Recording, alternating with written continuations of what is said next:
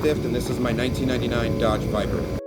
So growing up, my dad actually worked for John Force for about 15 years. I got to travel around a lot, meet him in different places, you know, anywhere from going to Indianapolis, Arizona, finals, Vegas, everywhere. So I kind of grew up around Mustangs.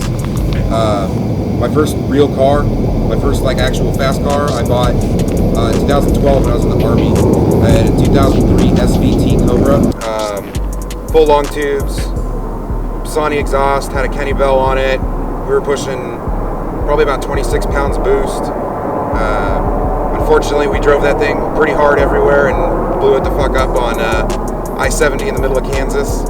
But I had that car for about 7 years, and after a while, I just kind of wanted something different.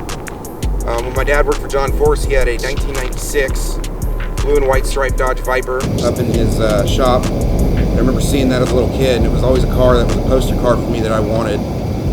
And eventually I ended up picking up this one after saving for quite a few years and selling off the Cobra and really just trying to get all the money together for it. Found this one out in Virginia, 10,400 miles on it. It's a full Hefner twin turbo car, and we picked it up out of Virginia and shipped it here, and it's been mine for the last year or so. So far since we've owned the car, I brought it here. A big problem with a lot of the Viper community, it's not these guys' only car. So a lot of times they sit.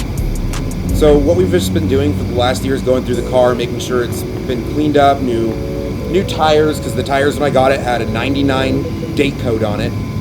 So they were 20 years old. So new tires, we've done spark plugs, wires, full tune-up, oil, coolant, radiator hoses. We're working on the bushing soon. Basically, it's been all maintenance so far. A lot of the parts that we're having come in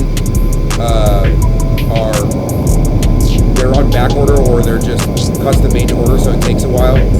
It's going in for a full standalone here in December. Wheels and tires are coming for it. It'll probably be put on some BC Racing coilovers.